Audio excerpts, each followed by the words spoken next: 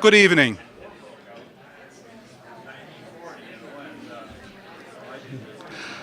My name is Thomas Bredol, and I'm the Associate Dean of the Faculty of Arts.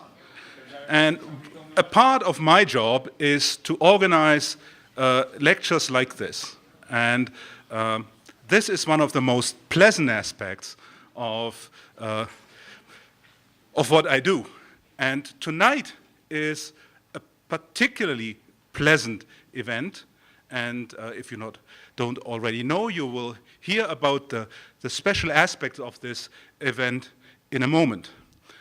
I would like to welcome you all, and in particular, I would like to welcome some of our colleagues who have close associations with the Stapleford Lecture. I would also like to welcome the Chancellor of the University, Dr. Tompkins, also the President, Dr. Timmons, and we are particularly pleased that you will join us for what will, without doubt, be an interesting lecture, but also a very special occasion. And in order to tell you about this, the special aspect of tonight's Stapleford Lecture, I would like to ask Dr. Phil Hansen to come to the microphone. He is a Professor Emeritus of Philosophy who has a close association with tonight's speakers. Please welcome Dr. Hansen. Thank you very much. Thank you, Thomas. Appearances to the contrary, the lecturer and I did not coordinate our wardrobes tonight. We're close, but not that close, I don't think. Good evening, ladies and gentlemen, and welcome to the Stapleford Lecture for 2015. And I'd like to extend a special welcome to friends and family of our lecturer, Michael O'Sullivan. I am Philip Hansen. Yes, I'm a professor of philosophy here at the university, and I do have the honor of introducing tonight's lecture. The Stapleford Lecture series was established to recognize the contributions and legacy of Ernest and Maud Stapleford. Ernest Stapleford served as president and principal of Regina College, the predecessor of this university, from 1915 until 1937. Maud Stapleford made significant contributions to the struggle for the rights of women and children, both in Saskatchewan and across the country. Tonight's lecture commemorates the 100th anniversary of the arrival of this formidable couple in the province of Saskatchewan. The Stapleford Lecture typically offers, thank you. The Stapleford Lecture typically offers a public presentation on one or more of a wide range of issues that reflect the Stapleford legacy. These include human justice, the status of women, the education or care of children, the rights of the poor and marginal, and the history or art of Saskatchewan. For all of these reasons, it is especially fitting that we are privileged to have as our lecturer this evening Dr. Michael O'Sullivan. Michael is the grandson of Ernest and Maud Stapleford. Although born in Ontario, he has deep roots in Saskatchewan, and in particular the city of Regina. He grew up, he tells us, on Regina lore. His mother talked a good deal about the city, about her father's work, and about her mother's activism on behalf of women and children. In fact, Michael tells me that according to his mother, the true intellectual in the family was, in fact, his grandmother, who became a nationally recognized social and political figure. So Saskatchewan certainly forms an important part of Michael's DNA. Michael did his first undergraduate degree at St. Mary's University in Halifax, but in 1969 was lured to Saskatchewan for graduate work by the late Pat Gallagher and Don Cossack, names no doubt familiar to many of you in the audience tonight. Pat and Don were colleagues of Michael's with the Canadian Unions of Students, which he served as national vice president. Michael subsequently completed a master's degree in political science here at the university, when it was still the University of Regina, Saskatchewan campus, writing his thesis on Salvador Allende's Chile, where indeed he lived during the period he explored in his work. He later completed a bachelor's degree in education here as well, and based on his Saskatchewan teaching certificate, he became an educator at both elementary and high school levels in Ontario, where he taught French, special education, and history. Meanwhile, Michael broadened and deepened his commitment to international and community development, themes that had been critical into his earlier graduate work. In 1986, he became the Latin American Regional Director for the Canadian International Development Agency, CUSO, initially based in Lima, Peru, and later in San Jose, Costa Rica.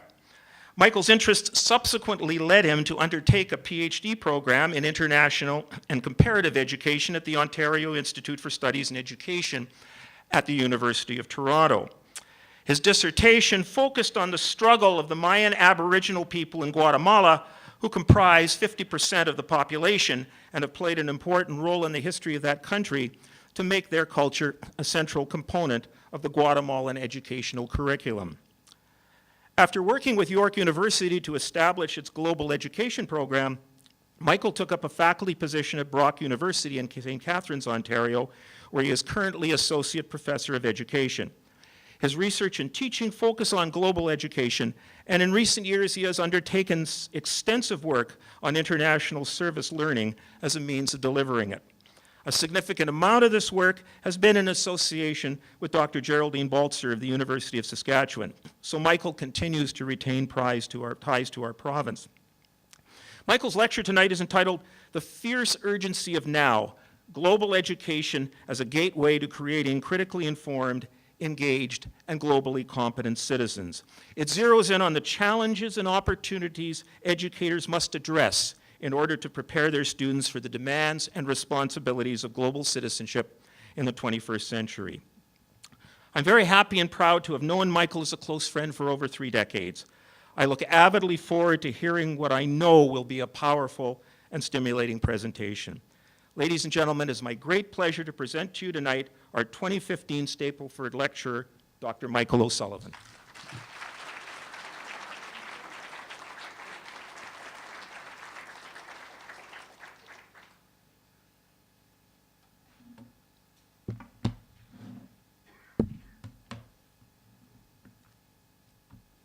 This is not quite as thick as the thesis I wrote here, but it's pretty close.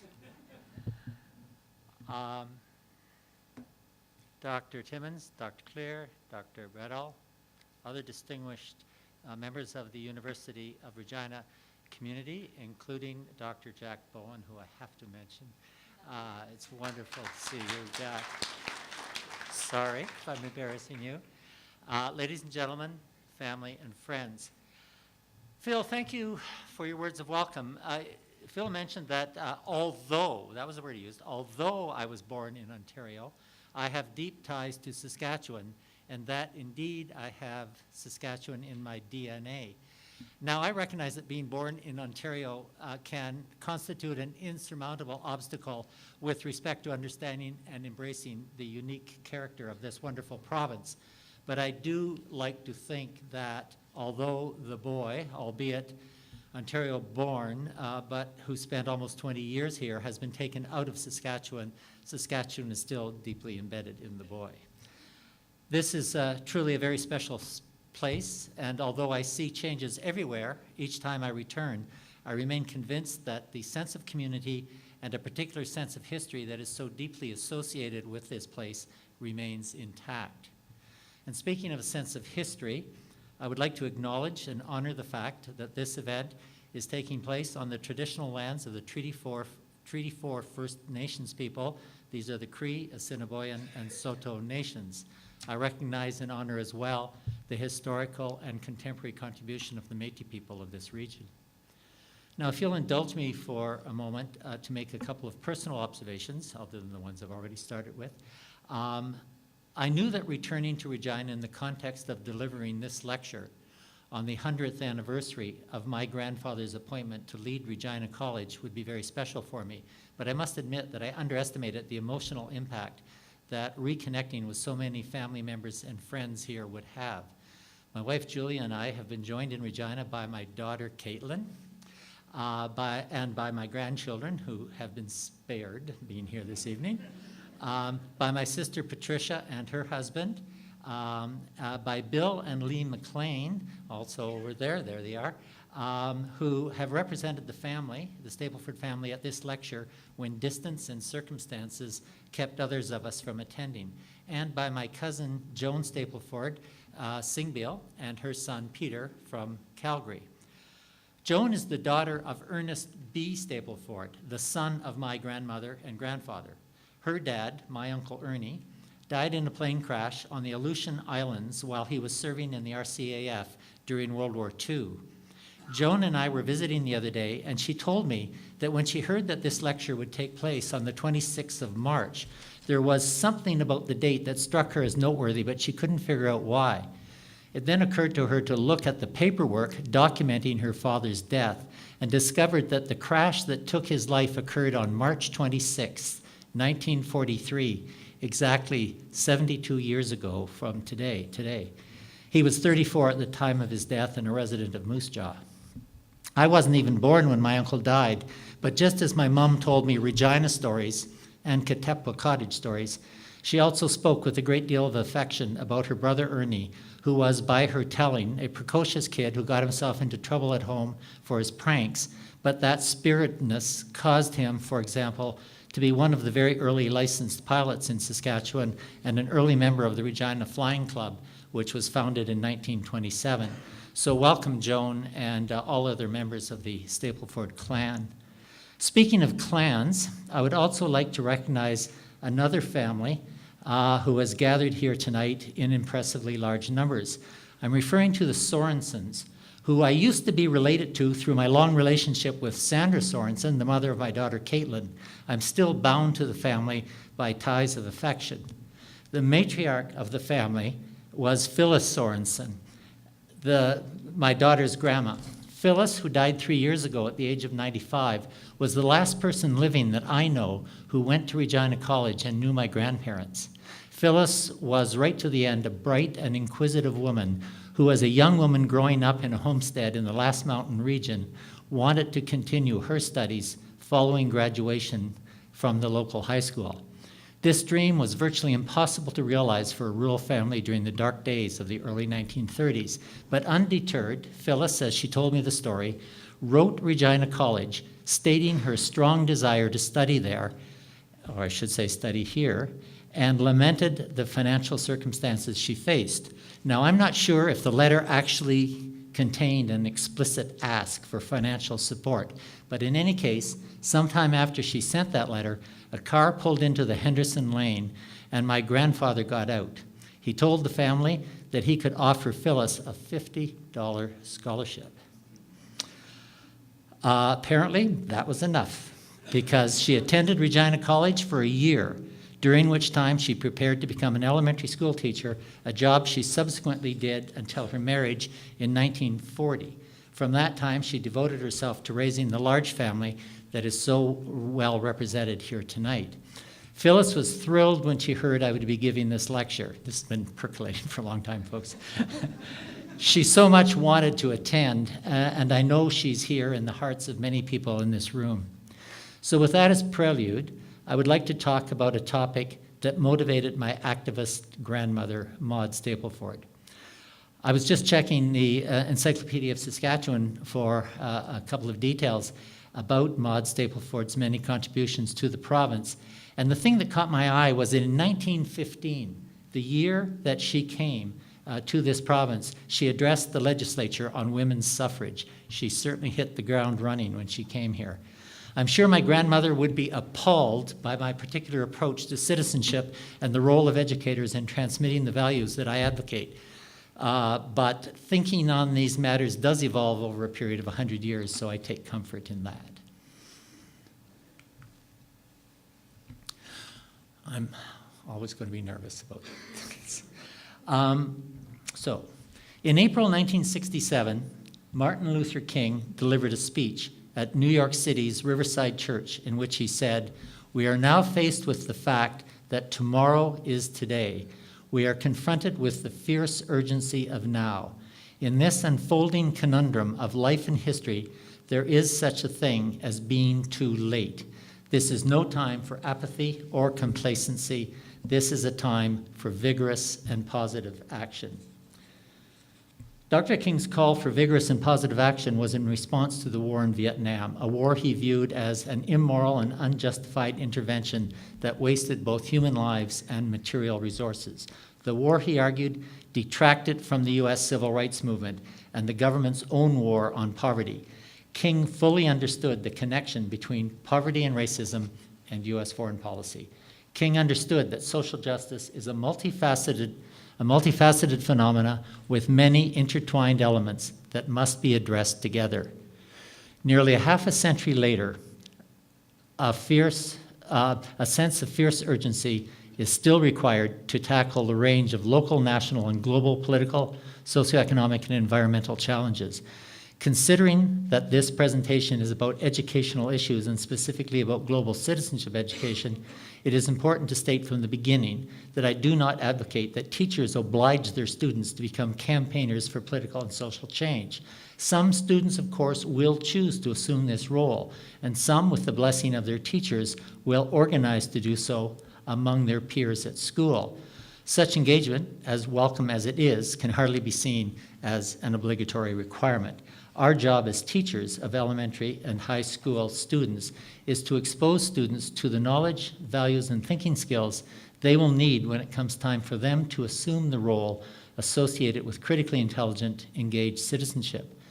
This view is consistent with no less a critical thinker than the great 20th century philosopher and political theorist Hannah Arendt, who argued that at this stage in their lives, youngsters should be learning about the world and the adults should be engaged with changing it. What are the challenges that today's students will inherit, and indeed, by virtue of their birth, have already inherited? I will touch upon a very few of the issues that we are dealing with or failing to deal with today.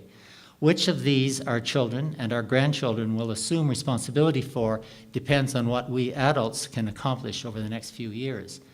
Given our track record in recent decades, it may very well be that the kids of today will have to take on many of these same issues, and that is a shame, because with an injection of political will, some of these issues could be substantially altered or eliminated in the near future. The challenges on the national front alone are many, and a very partial list includes the government's failure to act on the crisis of murdered or missing Aboriginal women, the historic and contemporary failure to deal seriously with First Nations land claims. Now, obviously, these two specific issues are examples of a much larger historical and contemporary problem that far exceeds any particular examples and certainly far exceeds resolving these two issues as important as that would be.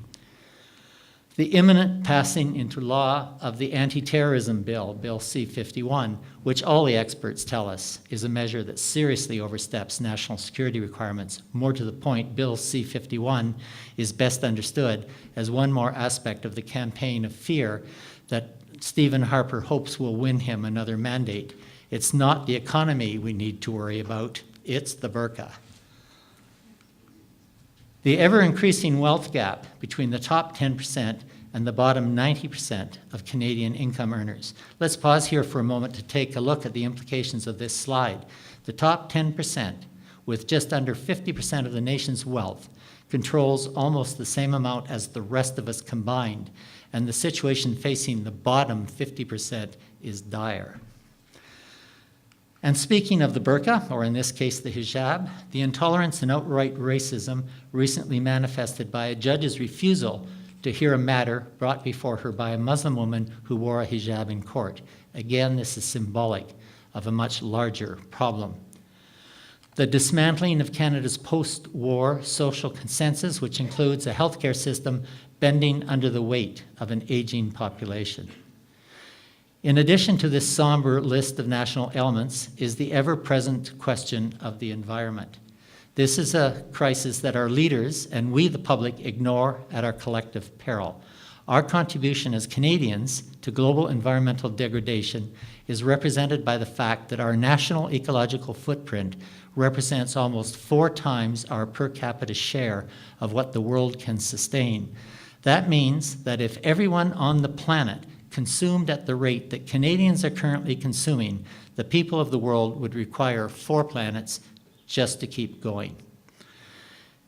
Even if the greenhouse gas emissions that the production and transportation of these consumer goods represent were stopped today, the gases already in the atmosphere would continue to have a negative impact on the environment for decades to come. Most experts, however, and I guess this is the good news, agree that the damage done to date would eventually correct itself. In short, there's still time before we reach that point of no return. To consider this good news, however, is that we have to believe these experts are right, and remember, good news is, after all, relative. The bad news is that this isn't going to happen today or anytime soon. China and the United States set the pace when last November they agreed to a climate change pact. I recognize this as an important step. The world's two greatest polluters have finally agreed to collaborate on this file. Nonetheless, much more needs to be done. China's commitment is to slow the rise of greenhouse gas emissions and to stabilize them by 2015. I'm not quite sure what that means in practical terms, but it doesn't inspire confidence. As for the US pledge, it does represent a reduction in emissions by 2025 to a point well below the 2005 levels. This is an ambitious target to achieve in 10 years. I'm afraid that I'm skeptical. Achieving these targets in the US assumes a regulatory clout that is unlikely to survive a Jeb Bush Republican presidency, or for that matter, a Hillary Clinton presidency. This assumes that the necessary regulations are implemented during Obama's remaining time in office, an improbable proposition given the current state of political affairs in the US Congress. As for China achieving its goals, I'm equally, if not more, skeptical. I only hope that on both counts, I am wrong. For this to have any chance of success, mass social movements would have to emerge in both countries to hold the feet of the political leadership and the polluting corporations to account. The sad history of meeting environmental goals is evidence of how difficult it is to keep these pledges, as obstacles are always raised to sabotage even modest agreed-upon results. We need only to think of the Kyoto agreements. Organized public pressure is the key to both get the laws and regulations we need and to ensure these laws and regulations are vigorously implemented. And this gets us to the question of engaged citizenship. Given the acute nature of so many of our national and global challenges, how is it that both ordinary citizens and our governmental authorities haven't responded by seeking comprehensive solutions that are as far-reaching as the problems we face? Why aren't people as mad as hell and refusing to take it anymore? How is it, for example, that the political milieu that has been created in Canada in recent years allows the RCMP to even think of issuing a report that calls into question whether climate change is caused by burning of fossil fuels and the resulting emission of greenhouse gases? I don't know what they're teaching down there at the depot on Dudney Avenue. It must be real bad science.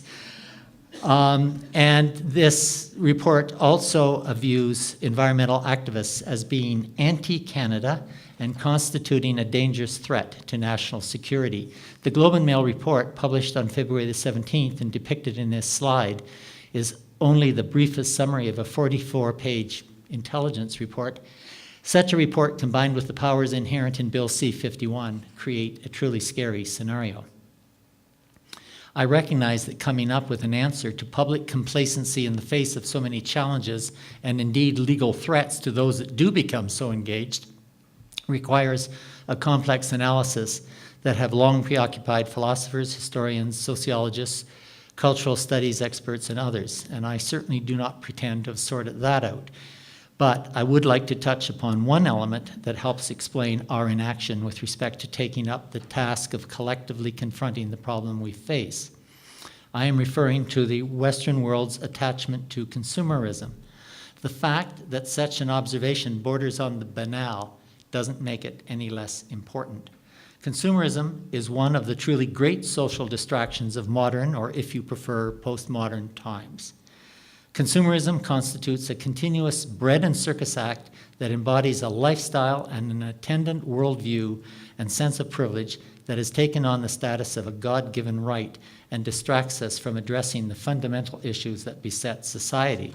In fact, the production of the goods and services required to meet consumer demand is not only at the root of many of the problems that global society faces, but significantly, consumerism implicates us personally and deeply in the very system of global production and economic exploitation. The destructive impact of our collective drive to define ourselves largely by what we possess and to possess those things as cheaply as possible is symbolized by the collapse in April 2013 of the Rana Plaza. This building in Bangladesh, an 8-story tall structure that housed multiple sweatshops, remains one of the deadliest, in fact, the deadliest industrial accident in history, killing 1,130 Bangladeshi workers and injuring twice that many. These workers were producing clothing items for the Canadian market. You may recall that there was a great deal of controversy about this at the time. Its impact, however, as invariably happens, has been lessened by the passage of time. Such conditions, of course, despite the efforts of local Bangladeshi and global activists, continue to characterize the production of the goods we consume. Our willingness to purchase consumer products produced under such circumstances speaks to our implication in this global system. The system simultaneously produces the goods we consume, the poverty and the lack of safety that workers in countless sweatshops suffer, and an unequal lifestyle in Canada and elsewhere whose only common denominator is an increasingly unsustainable ecological footprint.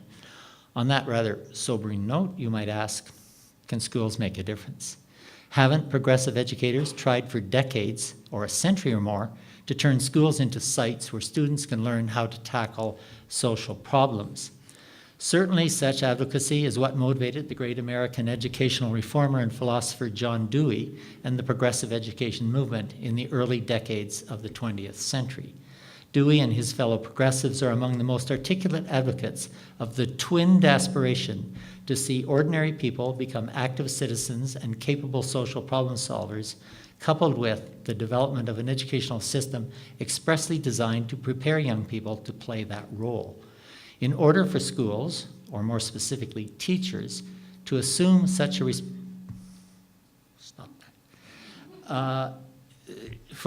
to assume such a responsibility, they must be equipped with two things. The first of these is familiarity and comfort with the pedagogies that provide their students with opportunities to become critically informed, engaged, and increasingly globally competent citizens. In addition to pedagogical tools, in order to implement these effectively, teachers must become aware of their own ideological biases, their own worldview. Pedagogies currently exist to open the minds and the emotions of students to grapple with the complexities as they face 21st century that they will face as 21st century citizens of this globe. And I'll address those pedagogies shortly. With respect to teacher ideological bias, members of the teaching profession are typically drawn from socioeconomic circumstances that are very different than those of many of their students, and which isolate them from the life experience of huge swaths of humanity, both in Canada and abroad. Consequently, educators have a particular challenge to square the circle of their preconceptions about how the world works with one that allows them, with self-confidence and conviction, to bring the world, with its beauty, its potential, its ambiguity, and its contradictions, to the classroom, and to do so in an age and grade appropriate way. For educators, coming to terms with our own biases is often one of the hardest things we do. In fact, most of us avoid reflecting on this. Unless the common sense that we absorb unconsciously is somehow disrupted or disoriented, as Jack Mesereau would have it, and unless we go through a process of what he terms perspective transformation, it will be hard for us to prepare students to develop the skills required to break or transcend existing values and logic. This must happen if teachers are to be successful providing students with their own disorienting experience. This is possible in a classroom setting, but only in the hands of a talented teacher who is prepared to offer such experiences to her students. But how can teachers immerse themselves in a social reality other than the comfortable one most of us enjoy? This is not there is not a great deal of literature on this, but I'm aware of one program that was a step in the right direction. York University, where I worked prior to going to Brock, obliges their first-year education students to spend at least 50 hours volunteering in inner-city community organizations where they see a side of Canadian life that is typically unknown to them. It was, I can assure you, an eye-opening experience for these young people. Whether such eye-opening experiences are sufficient to truly challenge these teacher candidates to question their worldview is yet another matter. But this is also true with a brief study abroad experiences about which I'll be talking shortly. One can hope that such brief experiences begin a process of deeper reflection and the seeking out of even more significant engagements with the community. Despite the many contradictions and challenges, schools can and do constitute a space in which students can be prepared for informed and proactive citizenship, but it is a contested space. This contested space has emerged as the result of decades of debate over how schools must respond to changing socioeconomic and political circumstances. This is a place where teachers can find permission to teach critically and from a global perspective, but they have to embrace that permission. I see that Stephanie Salom is in the room, and she right now is preparing materials in the NGO sector that will be made available to teachers, and she shows in these documents the connection to Saskatchewan curriculum and the possibility of addressing some of the issues that I have or will soon be addressing. So there's great work going on in the schools and beyond the schools, but in connection with each other. As professionals, teachers have a wide degree of discretion as to how to impart the content contained in this curriculum. The curriculum is a roadmap, but how that roadmap is followed and its stated destinations are arrived at is subject to considerable professional interpretation. Do we follow the express highway or take the scenic route? Do we go from Winnipeg to Calgary in a day? Or do we take our time, do some side trips, and enjoy what's in between? I know that's a Saskatchewan problem. I can get to Calgary in 16 hours from Winnipeg. The permission granted teachers to be creative can be explicit or it can be implicit. I will give examples shortly of a school where the teachers use implicit and explicit permission to teach globally without straying from the curriculum. In this sense, even those teachers who are adamant about their responsibility to deliver the authorized curriculum can do so and still teach in a way that imparts the skills associated with engaged citizenship, including engaged global citizenship. So, the roots for a moment of global education and global citizenship education. Following World War II, progressive pedagogies and curricular content emerged in response to the horrors of that conflict. Peace studies, world studies, environmental studies, and other approaches were taken up. In the 1970s, at about the time that the neoliberal globalization emerged as the dominant economic model, publications that set the stage for what we now refer to as global education came to the fore. The 1970s also correspond to the rise to prominence of the work of Paulo Freire. Freire influenced and continues to influence long after his death social movements and educational circles. Many global educators adopted Freire's notion of conscientization. Conscientization, as the word suggests, is about raising the critical awareness of students to the world around them and to motivate them to consider how social change can occur on behalf of social justice. Soon, global education was embraced in much of the English-speaking world, although it was not without its detractors. Margaret Thatcher and Mike Harris will be names familiar to you.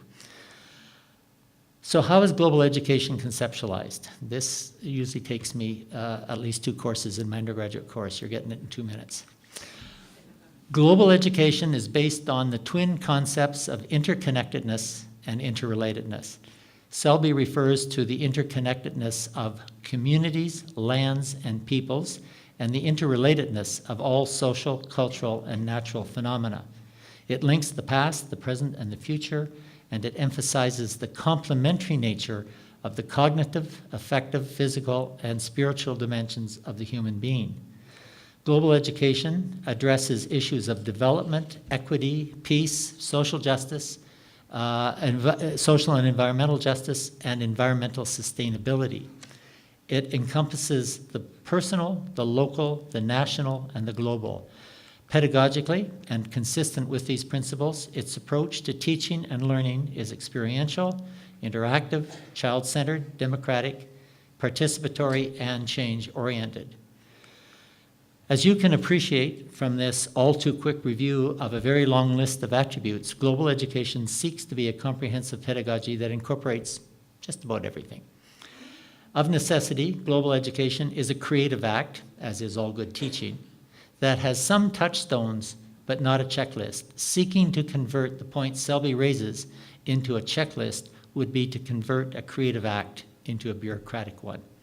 Global education involves considering our citizenship beyond the formal relationship we have with the nation to which we were born or which we have adopted by choice.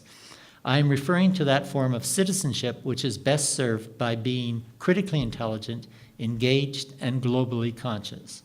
Most of us, rather unconsciously, assume our role as citizen. For some, it is an unexamined fact of life. For others, it involves a responsibility that we take very seriously. Joel Westheimer and Joseph Kahn offer a very useful categorization of three different levels of citizenship that apply equally as well at the national and at the global level. Westheimer and Kahn write of these three levels of citizenship being personally responsible, participatory, and citizenship for social justice. All three are necessary. None are fully adequate on their own. The personally responsible citizen understands her responsibility to make the community a better place to live. These authors use food banks as their example to exemplify the different levels of citizenship. The personally responsible citizen supports the local food bank in very practical ways through food and financial donations. Other people, however, recognize that such donations alone are not enough, so they supplement their donations and volunteer from time to time at the food bank. They assume a participatory role to help run these increasingly complex organizations. Finally, the social justice-oriented citizen questions why there is even a need for food banks in one of the world's richest countries. And if anybody can name those folks, I'll be glad. I know one for sure.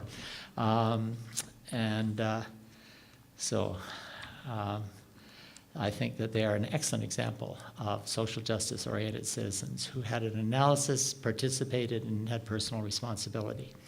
So how is it that, they ask the question, how is it that we cannot create an economy with a form of distribution that makes food banks a sorry relic of an increasingly distant past? Social justice-oriented citizens have a sound understanding of the economic reasons for the existence of food banks. However, such an analysis on its own is not very helpful unless it is combined with the personal responsibility and the participatory aspects of global citizenship, such that those involved with food banks become part of a larger social movement that seeks to tackle the root causes of poverty and thus the root causes of the very existence of food banks. In short, truly effective engagement involves personal responsibility, participation, and a vision of a more just society. Now, of course, not all citizens, even those who are aware of the need for change, can be expected to be equally active. What is important is that those who do become increasingly engaged are acting in a social and political milieu that encourages and supports them. I would like to point out that all of these attributes can be taught in school. And with that observation, I will now turn to two case studies of schools that are moving in this direction in different but complementary ways. I've had the opportunity as a researcher to spend time both in elementary and high school classes in which teachers do exemplary work teaching global education and global citizenship. These schools are in Ontario, but I'm aware of similar practices in Saskatchewan schools. A survey of the website of the Saskatchewan Council for International Cooperation features the many elementary and high schools in this province that have active global education programs. Typically, these don't involve travel abroad, And since the school in Regina I want to speak about, Luther College High School, involves its students with an overseas opportunity, I will return to it after I discuss an elementary school in Ontario whose students stay at home, but which successfully infuses a global perspective on a school-wide basis and arguably seeks to provide a disorienting experience that encourages the older students to consider alternative ways of looking at the world. The school, which I will refer to by its pseudonym, W.H. Knight Elementary School, is located in a town north of Toronto. What I find interesting about the school's global education program is that it emerged not from the principal's office, but rather from the initiatives of J.C., a grade 1 teacher. J.C. was initially inspired by the potential of information and communications technology, and only subsequently did he become interested in and passionate about global education. As a result of J.C.'s initiative and the active support of his principal, soon the majority of his colleagues became engaged in what I came to think of as a highly idiosyncratic interpretation of what constitutes the most effective approach to teaching from a global perspective. Now, why highly idiosyncratic? Because no one could have predicted the trajectory followed by this school, and it would be impossible to replicate it exactly as it emerged at W.H. Knight in another school. It is true that other schools have school-wide global education programs, but none have a program that emerged in the way that this one did. This is a clear example of good teaching being a creative act that will never be quite the same from classroom to classroom or from school to school. This process began when J.C. decided to set up a website with the help of his class's grade 8 reading buddies to communicate the results of a study of their hometown with his students' parents. The creation of this website gave J.C. some insight into the educational potential of the internet. That summer, at his own expense, J.C. attended a conference of iEarn in Japan. iEarn is a network of computer-savvy educators from around the world, where he met the founder and director of a center for the rehabilitation of child soldiers in Freetown, the capital of Sierra Leone. The former child soldiers, who at the time were mostly in their mid to late teens, attended an after-school program held in an internet cafe that had very old equipment and unreliable connectivity. Nonetheless, before long, the Sierra Leonean youth were connecting with the older students at the Canadian elementary school and were sharing their stories. This storytelling was important to the Sierra Leonean kids because at home, very few people wanted to hear these stories. In fact, the ex-child soldiers found themselves rejected by many of their fellow citizens, and they were frequently socially ostracized. The Canadian teachers talked to their students about how these very young people had been forced into fighting and how it was important to be compassionate instead of critical of them and to understand the circumstances that led to their role as child soldiers. If Stephen Harper had been in that class, he might be taking a less hard line on Omar Khadr and his plea to be let out. The Sierra Leonean director, who J.C. had met in Japan, had several opportunities to visit Canada. On 2 of these occasions, he was accompanied by an ex-child soldier who the Canadian students knew as a result of their Skype conversations. The Canadian students got to meet these young men. Many Canadian students may have heard about child soldiering through the work of retired Lieutenant General and former Senator Romeo Dallaire, or the book A Long Way Gone by ex-child soldier Ishmael Bea. However, few have had the intimate experience shared by these Canadian elementary school students. The global education program took different forms in different classrooms and certainly did not focus entirely on the issue of child soldiers, far from it.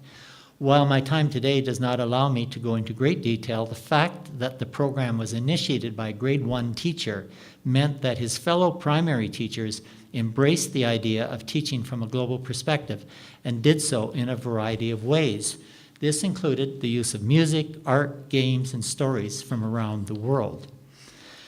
A grade 7 teacher at the same school incorporated Deborah Ellis's book, The Heaven Shop, into her language program. Ellis's work deals with the impact of HIV/AIDS on 3 African siblings orphaned by the disease. One of the 2 girls in the novel is forced into prostitution, and the boy becomes a thief. Although the book has a moderately happy ending, it still describes a harsh reality. The teacher, however, used the novel study to meet the expectations of a number of subject areas in the Ontario curriculum. Before they got into the book, she divided the class into groups and provided each group with data she gathered from the World Health Organization's website about the life expectancy of people who became HIV positive in different regions of the world. Several groups had data for Canada, the United States, and Northern Europe. Another group had data for Southern Europe, while still others were assigned South Asia, the Far East, and so on. One group had the data for Sub-Sahara Africa, where the novel is set. The students were instructed to prepare charts and graphs depicting their data and to write a summary of their findings. The group then prepared poster boards to present their findings to the class. The teacher arranged the student presentations in a descending order of life expectancy, starting with the richest countries and down from there. It became very clear to the students that the life expectancy of people upon becoming HIV positive depended greatly on where they happened to be born. By the time the Sub-Sahara Africa group made their presentation, the class had acquired a much better understanding of global health issues, as well as human and physical geography, since they had to find these countries and data about the countries they were presenting. They had to learn to decipher data and present it in both visual and written forms, and this was all before the novel study began. As this case study shows, global education can indeed meet its particular goals while still satisfying the expectations of the authorized curriculum. While some teachers who do not embrace this pedagogy claim that global education is an add-on that impedes meeting obligatory curricular requirements, the practice at W.H. Knight Elementary School shows that this is not the case. On the contrary, a creative teacher can infuse global themes throughout the curriculum, all the while meeting required curricular expectations. Despite the possibly controversial nature of some of the school-wide or in-class activities, the principal told me that the parents did not express any concerns, and instead they praised the school's global education program. This demonstrates that in the hands of well-prepared teachers, even potentially controversial topics can be addressed without inviting negative feedback. I would like now to take a look at a school program that involves study abroad. The program that I just described involves classroom-based instruction. The example of W.H. Knight Elementary School shows what a group of ordinary but motivated teachers can achieve without extraordinary measures such as international travel. Nonetheless, for students fortunate enough to be able to travel and doubly fortunate enough to go to a school that knows how to offer an exemplary learning experience, it is an opportunity not to be missed. Many study abroad models, including the international programs here at the University of Regina, create opportunities both for students from this campus to take credit courses in other countries, as well as for international students to study here. What I shall describe now, a form of short-term study abroad, is very different from these longer-term commitments. The short-term programs generally range from a period as brief as a week or two abroad to those lasting several months. Frequently, such experiences form part of a program of study at the student's home institution, although they can be organized by faith-based groups, NGOs, unions, or other community-based organizations. Luther College High School's program is an excellent example of a short-term study abroad experience offered by a school that is characterized by progressive, solidarity-oriented global citizenship education. Instead of describing this program, I would like to let the Luther College participants explain their experiences in El Salvador. In a video clip available on the SCIC site, one hears from one of the school's recently retired teachers and from several students, some of whom I had the pleasure of meeting this morning. Theirs is a message not of charity, but of solidarity. It is a message of learning from the host community with no pretense on the part of the participants that they were there to help the poor. The tone of the entire message reflects the students' deep understanding of respectful and equitable relations between themselves and their Global South partners, in this case, a host community in El Salvador. The clip is 3 minutes long and tells the story far better than I can.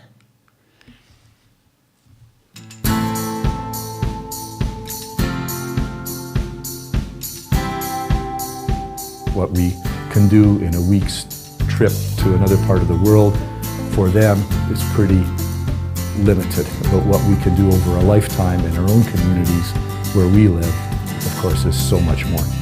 I think the El Salvador experience is to go there, to experience their life, and to listen to their stories, just listen to them. What's most important about the trip isn't necessarily going to El Salvador, it's the preparation we do beforehand, where we discuss social issues and social justices and how it plays a role in our society. We were kind of immersed in the culture that they have there, and the entire trip was really good because it was all about solidarity and learning what it's like to live in a third world country. We went there just to learn, to understand what it was like for the people there. It was a super enriching experience, I would say. So we didn't, like people always ask, what did you do there? What did you build? So we didn't build anything, we went and lived. And that in itself was such a different thing. I hope it'll kind of make me want to be better and do more things for my community. I think for me, I want to make a difference. First of all, I think this trip would be a very good start, just to learn about what's going on in the world around me and how it could actually help. But I know there's a lot of things I could do at home too. There's a definition that we talked about a lot in class, and that's solidarity, which I think is the perfect definition by itself for a global citizen. Global citizenship to me means just being a part of one community, so rather than separating ourselves, we just see each other as human beings, a part of one community. How can you possibly empathize with something if you haven't experienced it firsthand?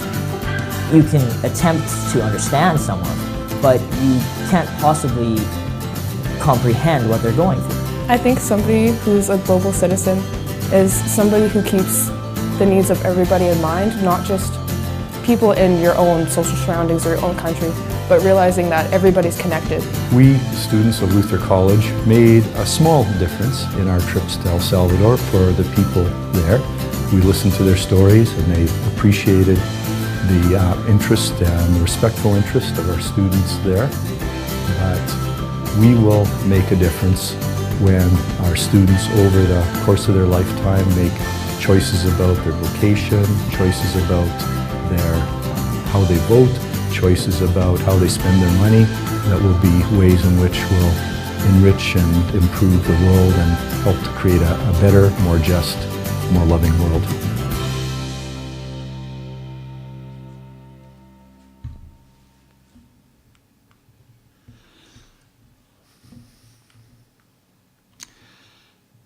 So this brief video clip shows what respectful engagement with a host community looks like and what students from an educational milieu that properly prepares them can get out of such an experience. The lead teacher notes that the experience is not at all about what his visiting students can do for the community, but rather is about the impact the experience will have on them over a lifetime. Certainly from the comments that the students made, they got it. Several students articulated that they understood that their role was to listen, hear how much the community members appreciated the respectful interest shown by students as they listened to the stories told by their hosts. This might not strike you as anything more than a simple display of typical Canadian politeness, but it's much more than that.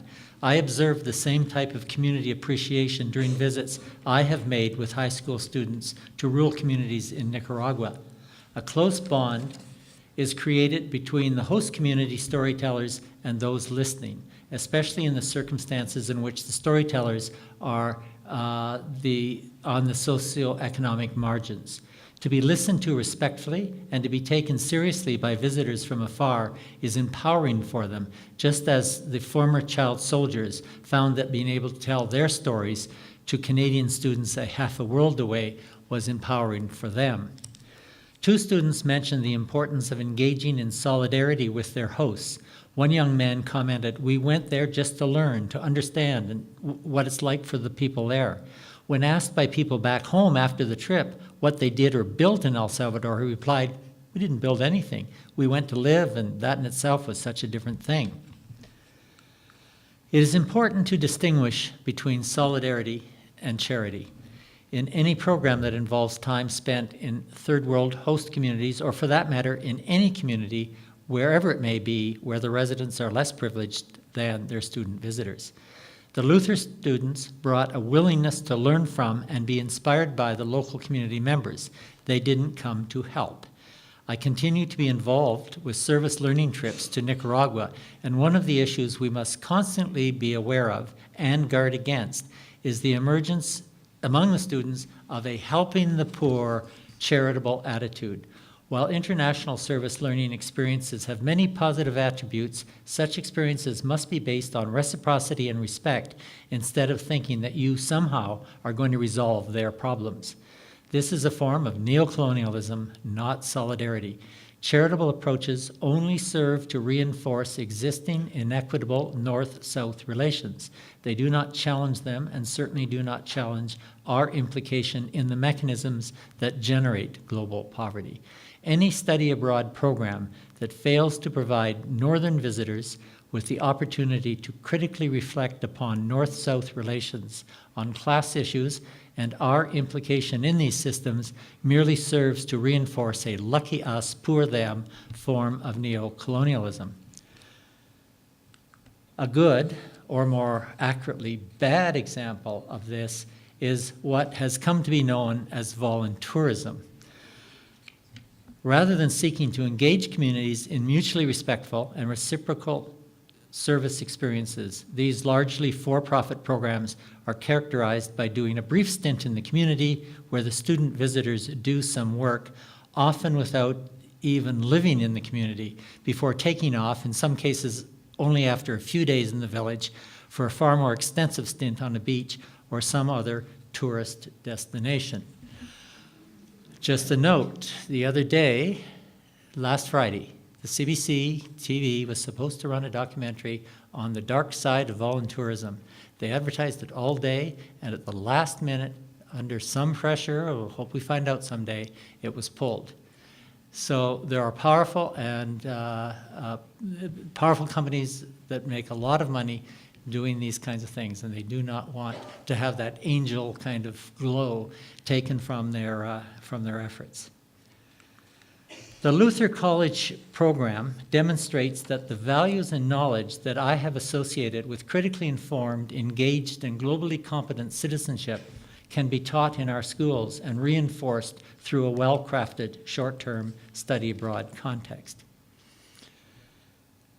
Recently, on his CBC program, the Sunday edition, Michael Enright interviewed climatologist Harold Wanless, who is the scientist who predicts that Miami and much of the rest of the world's coastal cities are doomed, his word, and he insists on it, by rising sea levels over the next 40-plus years.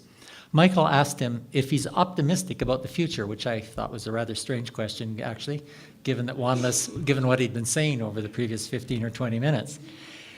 He answered that humankind seems better able to get itself out of a self-created mess than to avoid getting into the mess in the first place. I'm not quite sure at what point Dr. Wanless thinks that we might become motivated to take serious action to get ourselves out of the mess we are already in. It would appear, in effect, that he is suggesting circumstances will lead us someday to collectively face a disorienting experience of monumental proportions, which in turn will provoke a global perspective transformation far beyond anything Jacques Mezirow ever contemplated. There's little doubt that as a species, our ability to see the writing on the wall, much less comprehend it, is limited. It is therefore all the more important that educators embrace the pedagogies and the opportunities that have the best chance of preparing young people to be better social problem solvers, as Dewey put it, and more farsighted and engaged than their elders. My generation, those of us who were politicized during the 1960s and 1970s, are prone to wonder why the Gen Xers and the millennials who followed us failed to pick up on the radical baton that we so enthusiastically carried. Of course, such thinking does not take into account the specific historical conditions that gave rise to the activist movements of those bygone days, and it undoubtedly overestimates what we actually accomplished. It certainly underestimates the engagement of subsequent generations. It's not as if nothing has been happening over the last 40 years. I feel privileged, however, to be teaching young people at Brock University. This obliges me to check any such judgmental tendency. I'm encouraged, for example, by what I see in the undergraduate class that's actually meeting at this very moment under the supervision of my teaching assistants. I teach an elective course in the Faculty of Education on global education. This class is capped at 100 students, and it always has a waiting list. All of those students are preparing to be teachers, and they want to know how to bring the world to their classroom. And who will they be bringing the world to? The so-called Gen Z students, who are between the ages of 2 and 19. These are the post-millennial generation. They have been described as the savviest generation at their age in history. I'm not sure if that description applies equally to the 2-year-olds as the 15-year-olds. I'm not a specialist in infant psychology or in any psychology, as my wife will quickly attest. But what I do know is that they were described in such glowing terms by Anna Maria Tremonti recently on The Current, and so I have to assume that it must be true. Why did she describe them in this way? It's largely related to the fact that they have more access to information than any generation before them. They have immediate access to what is happening down the school corridor or on the other side of the world. And like the demonstrators in Cairo's Tahrir Square during the Arab Spring, in Kiev's Maidan Square, and in the streets of Hong Kong during the pro-democracy demonstrations, they can communicate with each other instantly. Furthermore, articulate spokesmen, or spokespersons, that's what's written here too, for this generation are already emerging. During the edition of The Current that I just referenced, Anna Maria interviewed 3 Gen Z representatives who were aged 14 to 16. They were an Aboriginal young woman from BC who described her passion for engaging in the struggle for global decolonization. Not just decolonization of First Nations in Canada, but decolonization globally. A young woman from New Brunswick who described herself as a feminist who wants to engage in the struggle for, as she put it, liberation for everyone, everywhere. While a young man from Ontario, an environmentalist, wants to tackle climate change. If their articulate self-definitions and sophisticated visions weren't enough, what struck me as particularly impressive was their political sophistication. As the discussion progressed, the First Nations activist and the feminist agreed with the environmentalist that their struggle had to become part of a global movement on climate change because ultimately these struggles were all intertwined. This corresponds to the thesis of Naomi Klein's new book, This Changes Everything, in which she makes precisely this argument. She identifies the interconnectedness of the fight against poverty and the struggle for gender and racial equality and so forth with the movement on behalf of environmental sanity. Obviously, an interview set up to showcase exceptionally bright and articulate young people isn't necessarily a harbinger of things to come. I do find it encouraging, however, to know that late millennial teacher candidates that I am currently teaching and the Gen Z cohort that includes my grandchildren are soon destined to meet in the classroom. As these young future teachers face two challenges, as do their older colleagues who are already in the classroom. As our 2 case studies demonstrate, there are teachers of all ages committed to infusing these values into the classroom. One of these challenges is to design content and approaches that engage students in taking a critical look at the society in which they live and to challenge them to respond to the fierce urgency of now. In addition, teachers have to consider strategies to teach these students who do undergo a perspective transformation how to navigate the lived reality of today's neoliberal world with a view to changing it, not to be changed by it. This latter point refers to what Richard Keeley calls the chameleon complex. The chameleon complex is a situation where young people often soften the social critique they gained from a transformative educational experience when they discover their newfound enthusiasm for social change may lead to marginalization among family and friends. The chameleon, as you know, is a little critter that changes color so as to avoid becoming a meal. It is my hope that the late millennial teachers and the Gen Z students can find a place of transformative education within the school setting and encourage those students to develop the skills and confidence necessary to hold on to their idealism so as to become agents of that change that, as Dr. King put it, is so fiercely urgent. Thank you.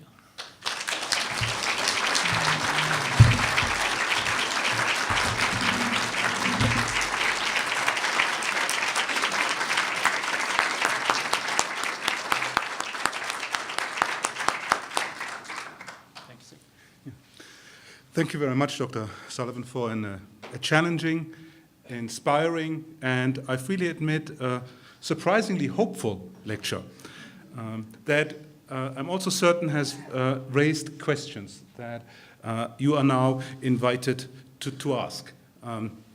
What I would like to do is if you raise your hand, letting me know that you would like to ask the question, I'll try to keep track and give everybody a chance to do so. Jack. Me? Yeah. I want to go back to the beginning when you were talking about your grandfather, who was principal from, I forget what date, to 1937. 1915 to 1937. Pardon? 1915, 100 years ago, Okay, to, yeah, that's 100 years. Yeah. yep, Almost almost as long as you've been around, Jack. Yeah, I know. Regina College faced bankruptcy in the Depression, Yes. and the University of Saskatchewan bailed them out and instituted them to offer, they started to offer first-year university at that time. Now, my question is, was your grandfather instrumental in getting that agreement and so on and carrying that out? Because if he was, then we owe him a debt of gratitude because we wouldn't be here otherwise. Well, I hope you feel you owe him a debt of gratitude anyway, because quite frankly, he opposed the University of Saskatchewan coming in because he wanted a University of Regina or University of Southern Saskatchewan to be established at that time. He felt that was a step backwards. And in fact, the fact that he lasted 3 years after that agreement was entered into is just a testament to his fortitude, because according to all accounts, he was not a happy camper during those 3 years. But I think in retrospect, we have to recognize that, you know, he had a dream for a university in Regina. That dream has been realized. It took a different route than he anticipated. So I'm sure he'd be very happy to know that this wonderful campus exists in the form that it does. Thank you. You're very welcome. Mike, can you say a little bit more about, is there a way that Saskatchewan, with its unique perspectives, can have something that Saskatchewan can teach to the rest of Canada on this issue of global education? I mean, aside from the Luther High School experience, it does seem to me that Saskatchewan has a unique position in Canada. I completely agree to you now. That's a tough question. Curriculum is, of course, provincial, and sometimes provincial in the wrong sense of that word. And it will always be so because of the nature of our confederation. So what can Saskatchewan teach other provinces? Well, certainly, I mean, I can stand here and say wonderful things about the cooperative spirit, the community spirit, and the kind of political legacy that sometimes appears distant and other times feels in our grasp. But I have a little trouble just kind of figuring out, you know, what that means in Nova Scotia, what that means in British Columbia. And maybe I'm just not quite getting the drift of your question, Sue. Maybe someone else would like to answer what Saskatchewan can offer the rest of the country besides jobs for unemployed Ontario people. And, oh yeah, we won't take them. Thank you. The last year in this government decided to institute cadet training Oh, yes. within the high schools. Yes. And some of us tried to develop resistance against that. And a few weeks ago, we took a petition with 2,047 names to the legislature. I don't know how many Jack Bone collected, but probably hundreds. There were a lot of educators like him who were part of our effort, and we presented these petitions to a member of the legislature on behalf of the premier. The premier at that time gave us a message that he strongly disagreed with what we were saying, without any argumentation, really. And when we asked the gentleman who we gave the petitions to, well, what are the reasons why you're not agreeing with us, he said, I can't answer that. And I don't think the Saskatchewan party in this province has anyone who would be capable of having a discussion about these issues with us.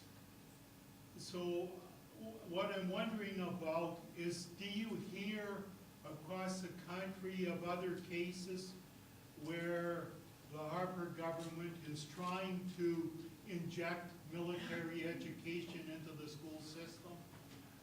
And are they opposing having global education? Because along with our objection to the military training in the school, we put forward the idea of peace studies being part of the curriculum instead. But that also was rejected by the Wall government. Right. You were the one that sent me the email about that, I believe. And that got me doing some Googling. And I was reminded in doing that of how many Ontario and other provinces have cadet programs in their schools. Now, when I was in high school, so we're talking a while ago, there was a compulsory program for grade 9s and 10s. We all had to line up and be yelled at and learn to march around. But it wasn't, what you're talking about now, of course, is a credit program for which the students get paid and they do military exercises and stuff like that. And I have not discovered another province where that is happening. If someone else in the room, there's educators in the room I know, knows of examples that I've missed, please feel free to say so. But it sounds like, I'll be right with you, Ron, it sounds like Mr. Wall has decided that he's going to allow Saskatchewan to be used as a test run for this very questionable program. So the short answer is I don't know of any other examples. Ron, do you have something else? I have two questions coming out of what was just asked. But when I was a teeny bopper in About as long ago as I was in high school. High school, yeah. I mean, the principal of my, this is about the militarization of school. And the principal of my school, Brigadier General Harry Sharp, who's with the Regina Rifles, he ran the place. Right? We had, I joined the 1st Saskatchewan Regiment, the 1st North Saskatchewan Regiment, North Albert. There was absolutely no militarism whatsoever in the school. We joined for whatever, and there was good sides to it. But a couple of points, I can remember as a 16-year-old, a regimental sergeant major, and then another just a sergeant. But we were at camp in Wainwright, and the regimental sergeant major went at us about our role in the world today is one of peacekeepers. And they drilled that into our head.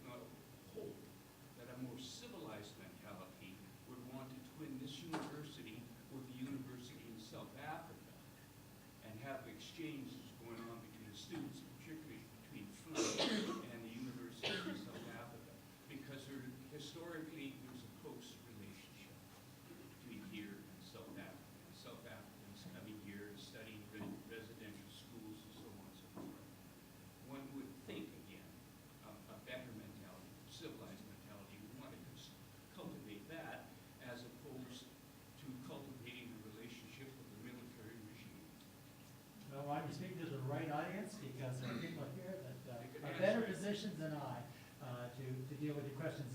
Brock is twinned with a couple of South African universities, and in fact, our faculty sends students down to do a portion of their internship in Cape Town. And they all come back with amazing stories because it's very well organized, and they get a lot of history as well as the time in the classroom. Anybody else? I'm just wondering if you think that, if you have any other examples of decolonization within the classroom, or if you think that with global competence comes decolonization, or vice versa? I don't think anything happens automatically, no matter what. And so just the very concept of colonization and decolonization is one that most Canadians, and I include Canadian educators, are not at all comfortable with. We think of colonization, we think of something the British did a century or more ago.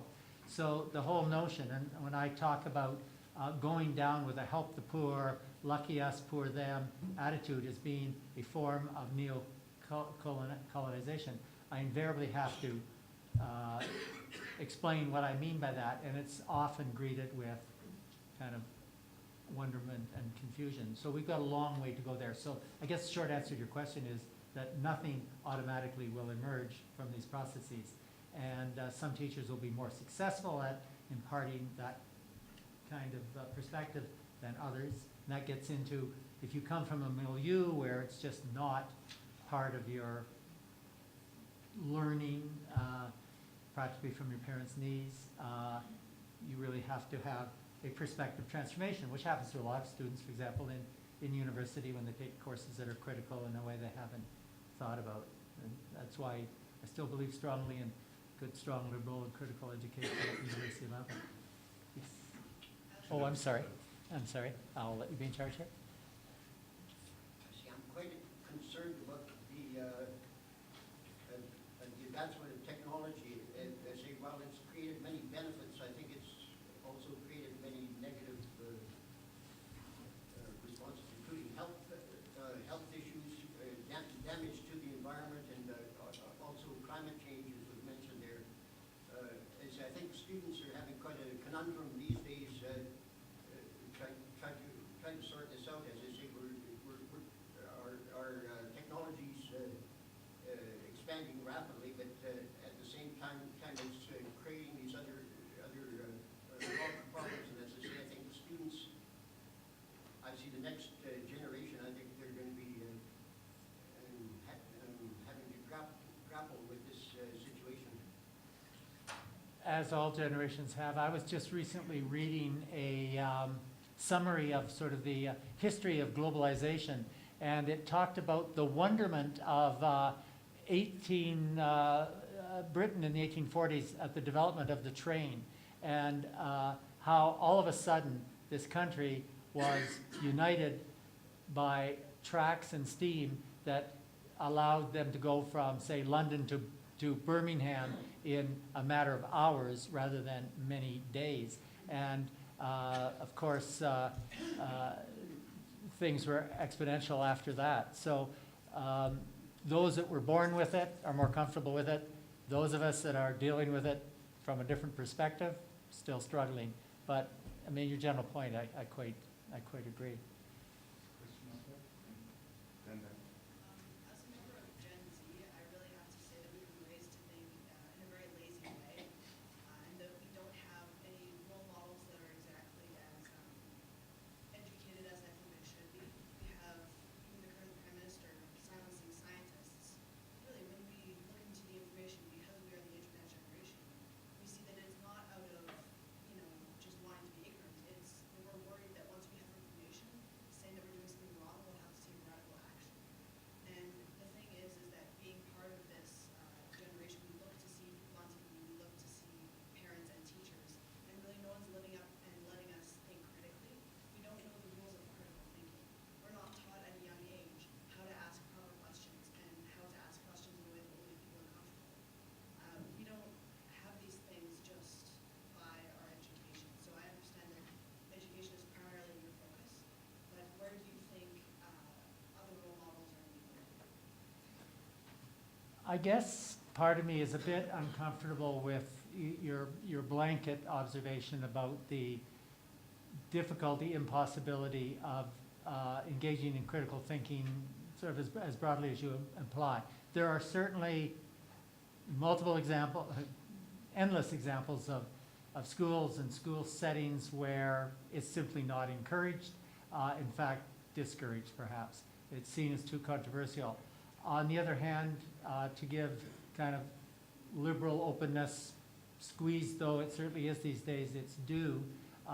We do have access to information. We do have the possibility of expressing ourselves in a variety of ways.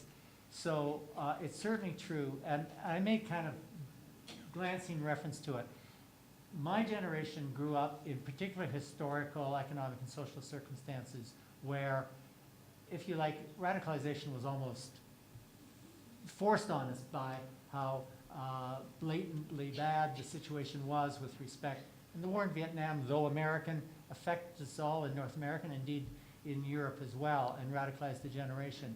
And other issues, the civil rights movement and so on, the Aboriginal movement in this country had the impact of getting people talking in ways that otherwise they wouldn't have been talking about. Now, I'm giving probably too much emphasis to the impact of consumerism. It is a factor, it's an important factor, but ultimately it's an ideological thing. We live in neoliberal times. Neoliberal times has values that we would have scoffed at generally 30 years ago. But today, if you, well, look, something as simple as any political party, including the NDP, that suggests maybe we should raise taxes a teeny bit so we can have pharmacare, will get blasted off the face of the political map, and let alone taxes for anything else. So this sort of small government, no tax, we are not citizens, we are consumers, we are the electorate. I mean, I just lived through how many years of Rob Ford? 4, I guess it was, it seemed longer. This is serious stuff because when 30% of the Toronto population is going to vote for this guy, we know that we're in a milieu that reinforces the essential truth of what you're saying. So I guess what I'm saying is teachers have permission to do these critical things. We as citizens have permission and indeed rights to do and think critical things. And the challenge is always to protect that space and expand it. And I guess that's what ultimately I'm talking about here. Teachers need to protect that space that exists in schools, limited though it may be in some cases, more remarkable or more marked in other cases, and expand it. And there'll be ebbs and flows. So like, for example, Luther College. There is a huge space for really interesting stuff. And I've been in schools where even talking about that stuff will just get you marginalized. So is that a happy ending?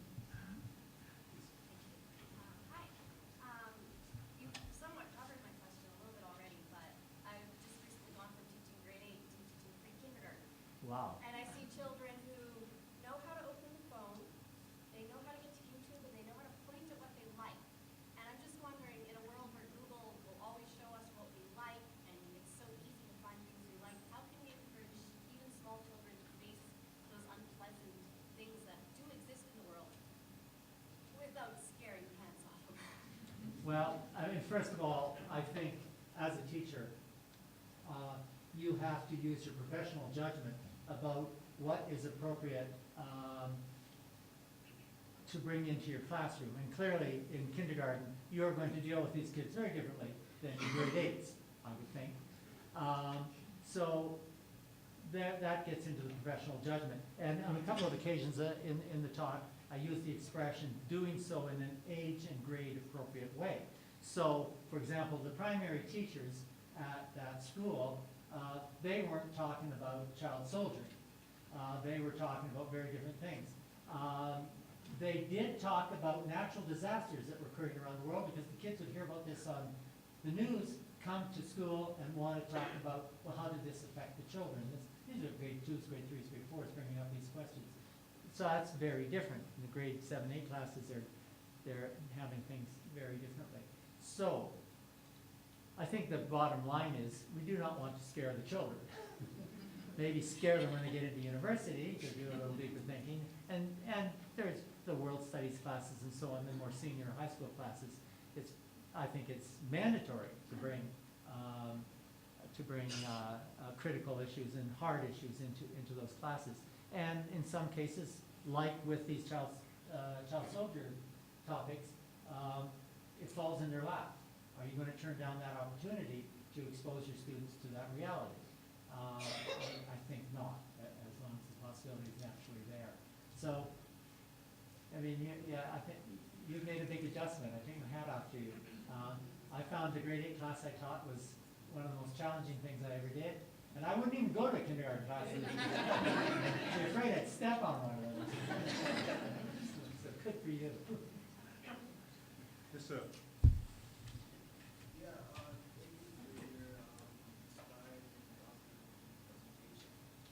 My question is, evidently we have different forms of, trying to educate students on social citizenship, whether that's in university, high school, or elementary.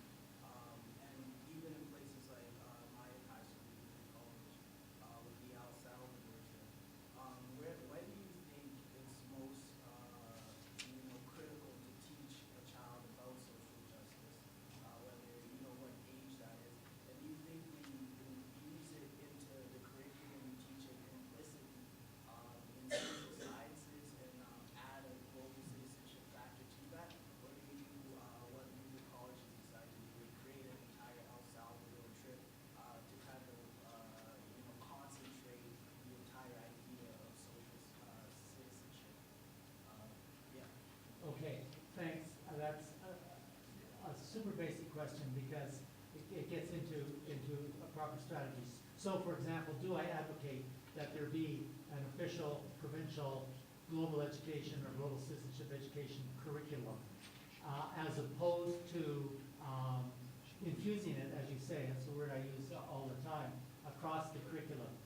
And what concerns me about a formal curriculum, it gets to that point I was making about, do we have a checklist or do we have touchstones?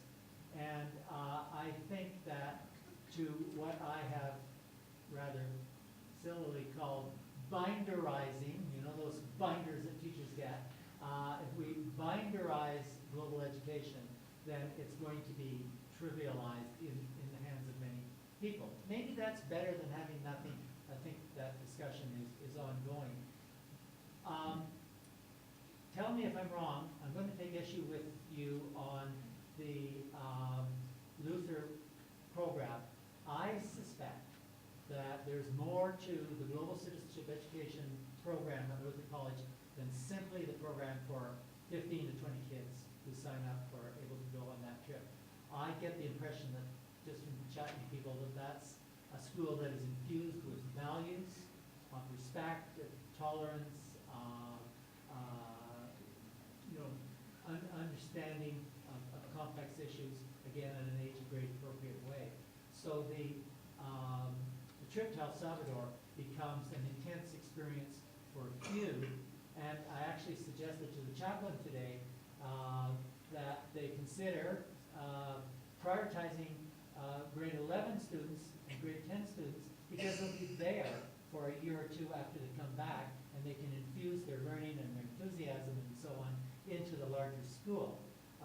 So, yeah, it's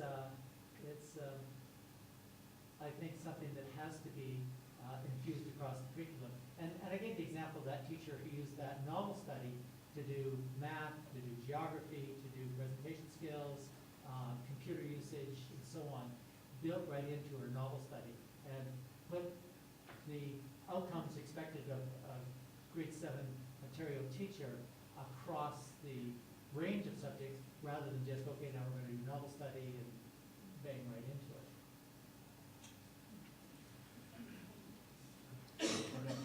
I'm fine, but...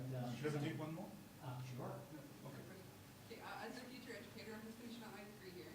My question is, when issues are taught in a non-authentic way, such as example in here in Canada's residential schools, I taught I was grade 12 class all the way through, and nearing the end of the semester, I did a unit on First Nations content. It was English class, so I did poetry, but I also did a PowerPoint and a lesson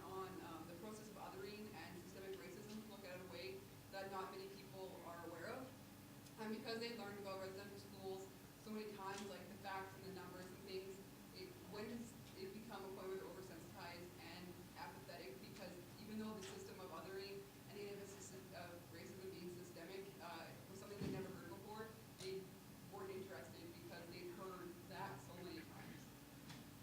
Really, it's got to be at gut level, and that's much more challenging in a classroom setting. I do think that in the school that I cited as a case study, they did manage to get the kids really thinking sort of at the gut level, emotional level, if you like. But it's true. I mean, the Holocaust, for example, how many times did you hear about the Holocaust without shutting down? Heard this all before. Now, at that school, they brought in a Holocaust survivor, and that made it real. Now, you can only do that for so much longer, right? But that was a school-wide assembly. Everyone from grade 4 up heard this Holocaust survivor. So that's how they touched the students on that issue. And similarly with residential schools, for example, you're absolutely right. We hear about it, we hear about it, we hear about it, but we don't really internalize it. And it takes a very skilled teacher, and it sounds like that's what you're aiming to become, to make that real and not just a bunch of facts. Oh yes, poor them.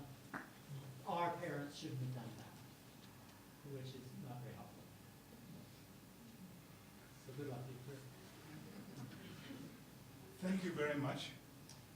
We have a book for you from, it's one of the many wonderful publications that have come out of our own press, the University of Regina Press, and I hope it's a book that you will enjoy.